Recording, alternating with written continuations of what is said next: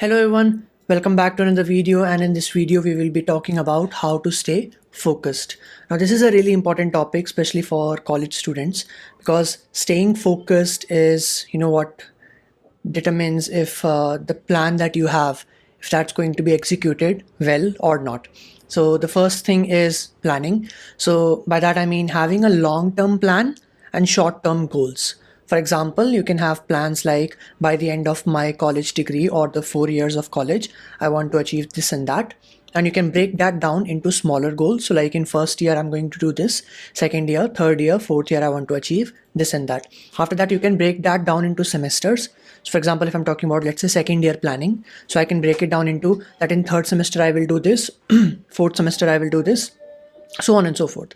So that itself can now be broken down into like months. So if I'm talking about, let's say third semester, so I can be like in this month I will do this month I will do this month I will do this, and then now months can be broken down into weeks, so on and so forth. Now breaking down and planning, like planning what you want to do in which semester, like if you want to learn something, for example, or if you want to be a part of some group, or take part in some competitions, or something like that. You should definitely try to focus on what your current skills are, what your skills are going to be during that time when you are applying for that particular role. For example, if your goal is that in third semester or something, I want to do this coding competition. For example, I want good ranks in Google Kickstart, for example. Now this is your plan.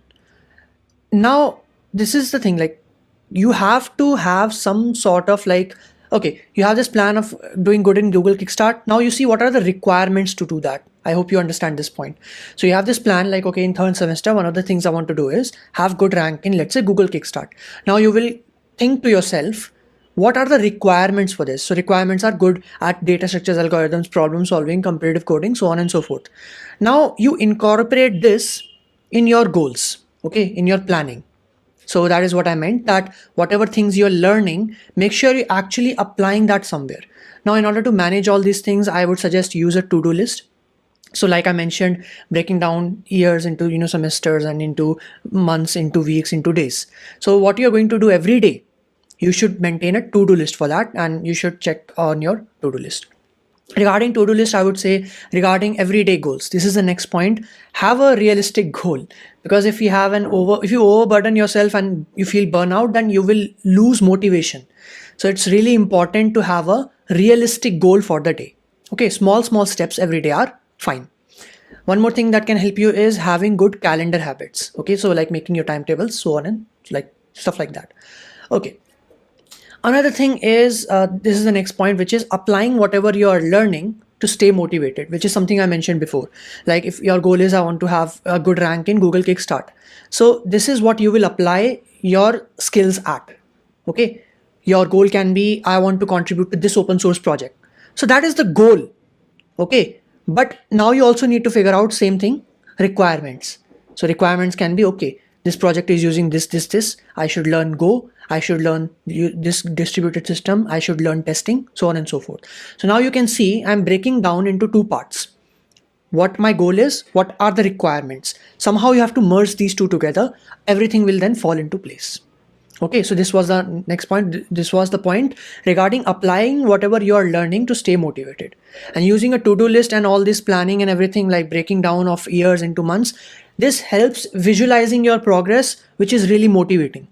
So when you are visualizing your progress and you're checking down lists, items and everything, so you see like, okay, I'm on the right path. Whatever I have planned, I am pursuing it and I'm completing it. Okay, so the next point is regarding learning. So not being perfect is fine, but making progress is important. For example, if you're contributing to open source, or if you want to make a project, or if you want to, let's say, go to Google, take part in Google Kickstart or Facebook Hacker Cup, Code Jam, so on, so many competitions, right? If you want to, let's say, apply to Google Summer of Code, for example, if you want to make a project, go to hackathons. You don't have to be perfect.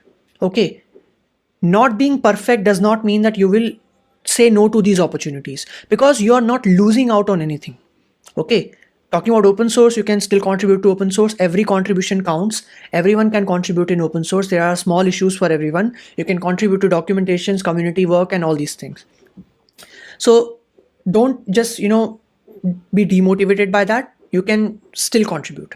If you're not that good at competitive coding, you can still take part in these problems and like in competitions to get the experience. You can still go to hackathons, because as Major League Hacking also says that hackathons are for everyone.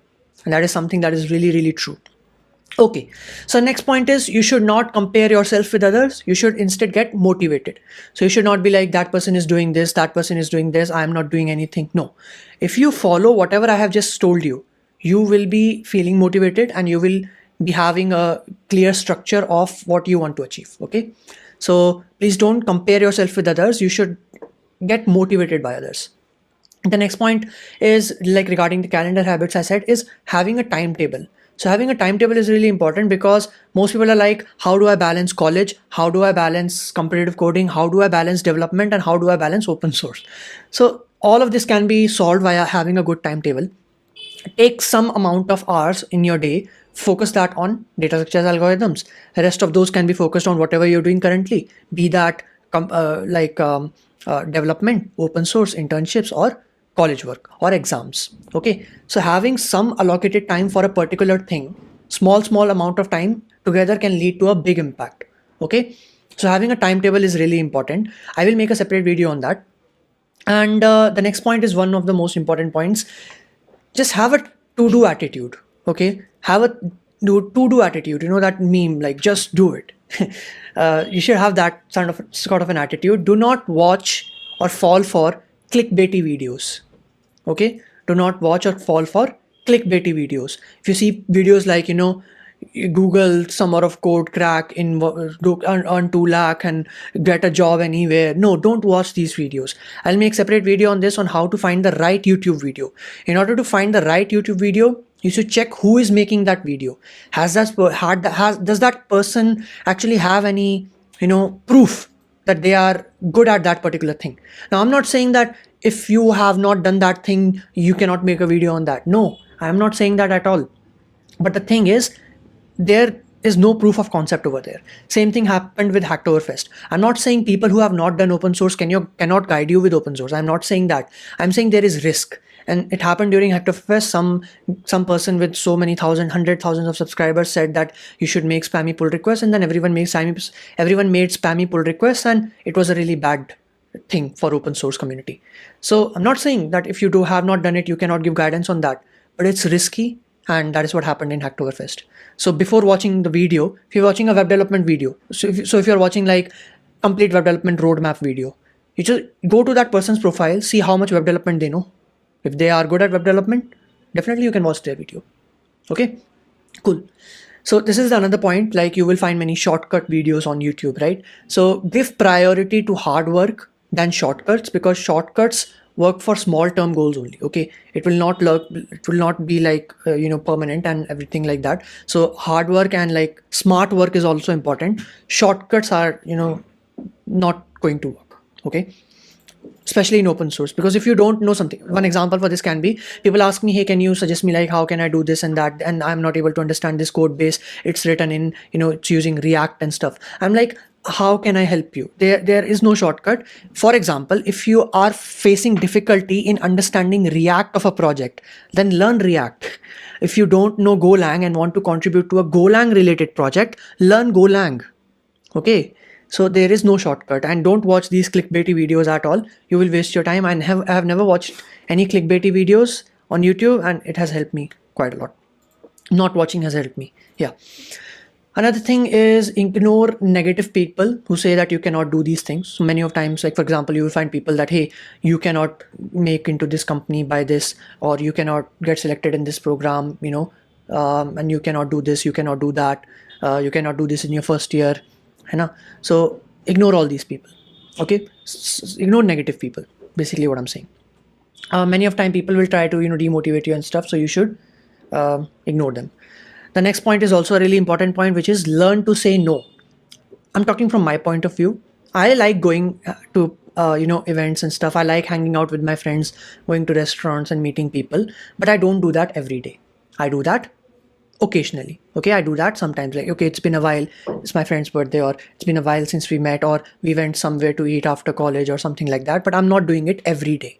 Okay, uh, I'm not saying like you should not go to parties and everything. You should definitely go, but you are the one who can decide how much is too much and how much is too less. Okay, I can't decide that for you. If you feel like you're going to all these things, you're doing all these things, going to parties and hanging out all the time and still making progress with your life and career development, then fine. Who am I to judge, right? But if you feel like you're not able to give enough time to your studies and you're hanging out all the time, then you have to, make some decisions over there. I really like go out. I do go out with my friends, but I don't go out daily, especially in my like first year, second year. I did not even go to the freshers party because I knew like I it's not my thing. I know, for me it's a waste of time. Okay, so that's why I didn't go. And when my friends came back, they told me it was not good, and I was like, yeah, I know it will not be good. That is why I didn't go, because I knew कि वहाँ पे over there they will be crowded, not much food over there because crowded, and they were charging a lot of money, like I don't know, 2,000 3,000 for just a very crowded party of people I don't know. So I didn't go, and my friends were also like, yeah, it's good that you didn't come. So that's from my experience. Like, I'm not saying don't go to parties, I'm not saying that. I'm saying it totally depends on you. You are the ones who need to make this decision, not me for you. And learn to let go. For that, I mean, like, see who your real friends are and stay away from people who pretend. For example, someone will say things like, even in high school, people will say, hey, you don't know this song, you don't know this artist, we cannot be friends. Matlab, you haven't watched this TV show, you haven't watched this movies, we cannot be friends. You don't like this actor, you don't like this actress, we cannot be friends. So stay away from these people. Okay, these people are pretentious.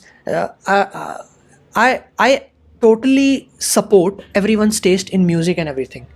I believe that you can listen to any music that makes you feel good, and even if someone else is not listening to it, it's not like you should stop listening to it. No, if you feel like it's helping you, if you feel like you are really liking that music, that's great. Okay, no one is judging you. I'm not judging you, at least. Same thing goes for movies and TV shows. If you like a TV show, Tarak Mehta Ka Ulta Chashma, for example. I don't like it, but my mom likes it.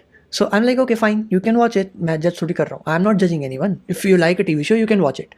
The problem is when these people force these things on me and then tell me that, hey, you cannot be my friend if you don't like this. For example, someone says, your taste in music is really bad because you don't like K-pop.